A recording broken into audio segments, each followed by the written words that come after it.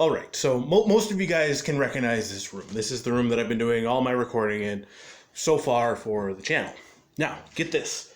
I was doing a little bit of cleaning in the basement because it was, well, an absolute disaster. And, well, I found the strangest thing down here. So there was an old entertainment center left by the previous owners, and I moved it out of the way. And I found a fully furnished YouTube studio just in the basement, hiding behind this thing. That is pretty convenient. So, yeah. Welcome to the bunker.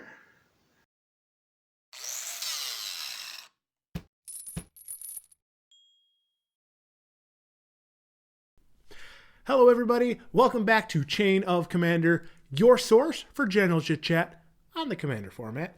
This is your Commander-in-Chief, Billy G here, coming to you from the bunker. The new set for our YouTube show. And I figure the best way to inaugurate this new set is to do one of our list of 5 things. 5. Nice round, odd prime number. And before we get into this list here, if you find that you enjoy what I'm about to say, definitely consider subscribing. I would appreciate it, and it would help the channel grow going forward. If you've already subscribed, thank you. It means so much to me.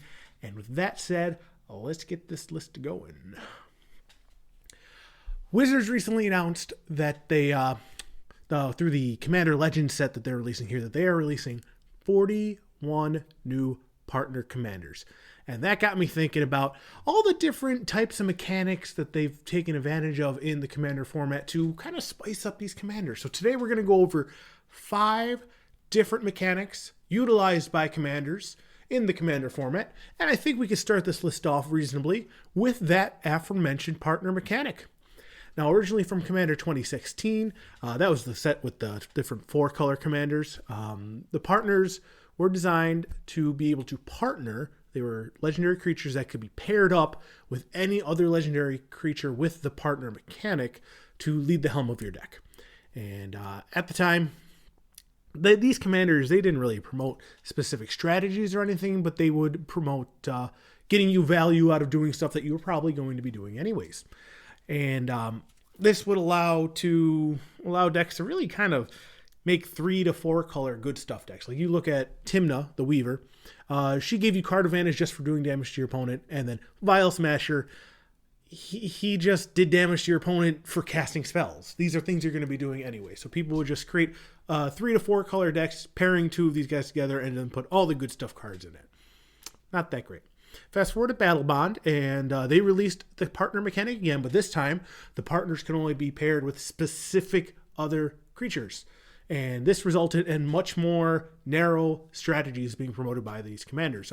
For example, Xander Split and Oakham would promote coin flipping, a pretty neat mechanic.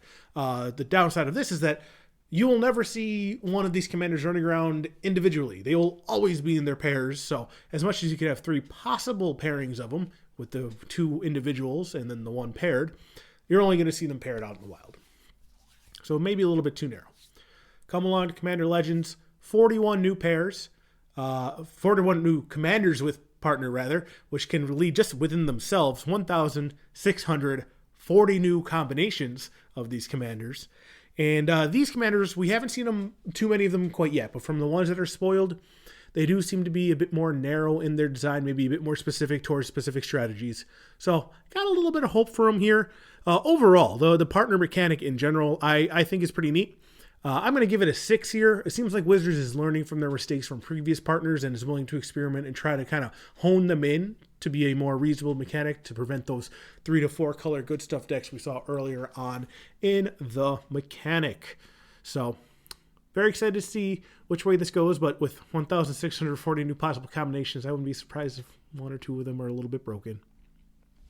The next mechanic we have precedes a named ability by a little bit, but eventually did become a named ability, and that's Eminence. Back in 2013, Oloro, Ageless Aesthetic was released, and he would give you a reward just for being in your command zone. At your upkeep, you gain 2 life. So over the course of a game, maybe 18 to 20 life gained, just kind of help stave off any sort of combat damage or stuff. it rewarded you for just being in the command zone. You didn't have to do anything. It just gave it to you. And there was no reasonable way to interact with that outside of stifle effects because they were triggered abilities, which only stopped one instance of it. There's no way to kind of like stop that bonus from being given to your opponent. Come around to Commander 2017, they finally did name it, and they released a couple decks, all with commanders at the helm with the Eminence ability. It was a pretty popular set. That's the set that Edgar Markov and the Ur Dragon came from.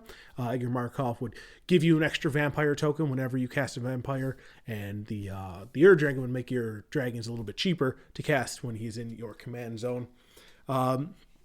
So they actually kind of narrowed it down here. They promoted a strategy. Aloro, he just gained life. He didn't really do anything for you to promote a strategy, but these guys, they obviously promote specific strategies. Edgar with the vampires and the Ur Dragon with the dragons. They were meant to be tribal promoted helms, leaders at the helm there.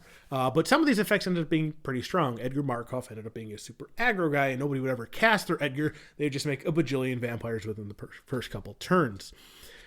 So, what do I think of Eminence? I'm not a big fan. I don't like mechanics you can't interact with.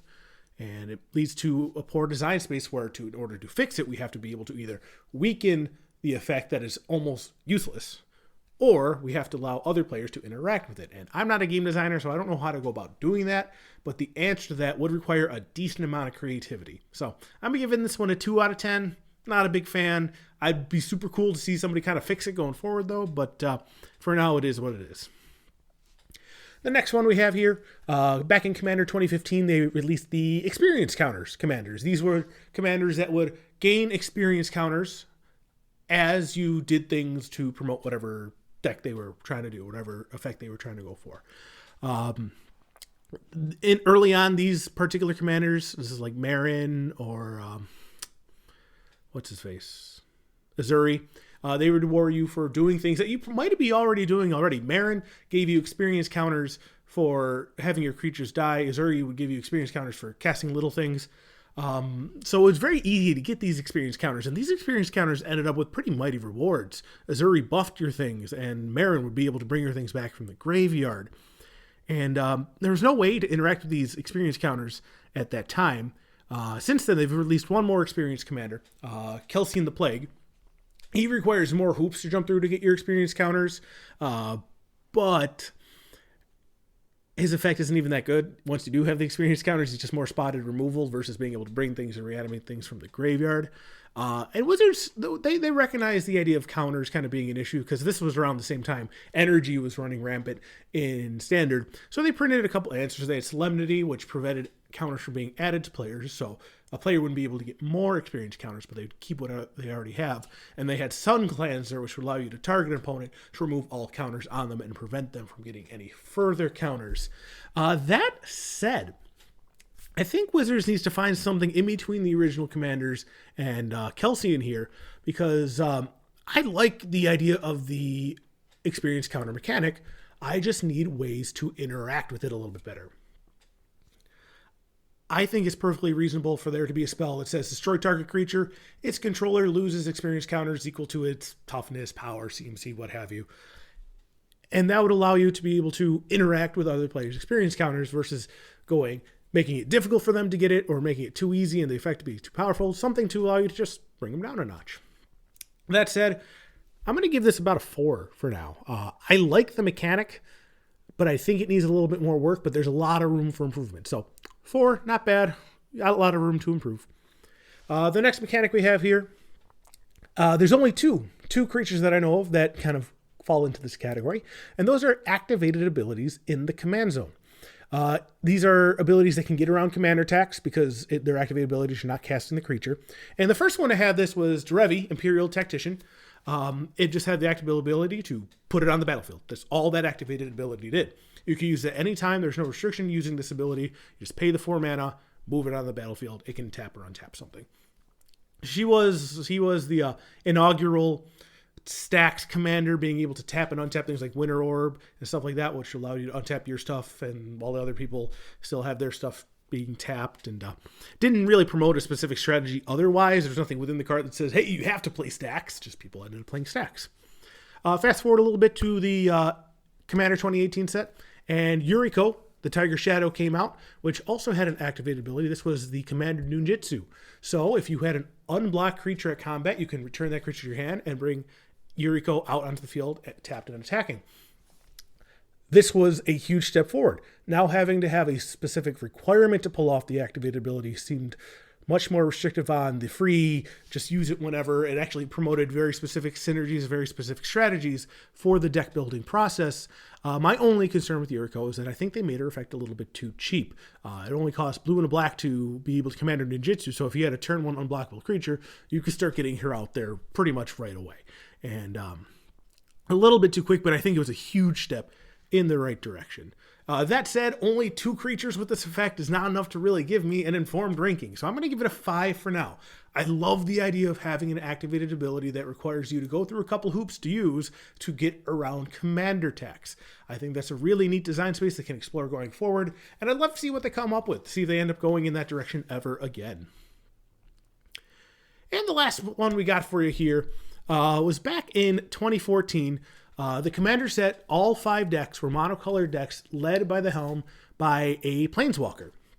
He had Nahiri for white, Teferi for blue, Omnixilus for black, Duretti for red, and Freyalise for green. And out of these, 3 of them actually did promote very, maybe not specific, but more general strategies. Nahiri was equipments matter, Freyalise was elves matter, Duretti, artifacts matter, stuff like that. Teferi and Omnixilus, they were a little bit more general value kind of things, but on the whole, none of them were like super broken within a vacuum, and they all kind of pointed you in the right direction. The next commanders that could be, or planeswalkers that could be commanders that came out were Will and Rowan Kenrith from Battle Bond. They promoted more of a spell slinging strategy. And then Commander 2018 was another set all led by commanders Saheeli, Lord Windgrace, Estrid, and Anamatu. All 4 of these promoted very specific strategies. Saheeli was artifacts matter. Lord Windgrace was discarding lands and cycling through lands. Estrid was enchantments and enchanting things. And Anamatu was kind of half top deck matters, half swap the board around kind of thing. A really fun one she was. Now, the main criticisms on planeswalkers in general are that they are difficult to remove, and they provide incredible value every turn. But in Commander, these criticisms kind of change a little bit. You got to look at it from a different angle. In Commander, you want your commander to be giving you value every turn, so that particular criticism was a wash. And the hard to remove with is still there, changes because you don't longer have access to commander damage like other decks do, so you actually have inability to beat certain strategies, like life gain strategies can become much harder for you to handle.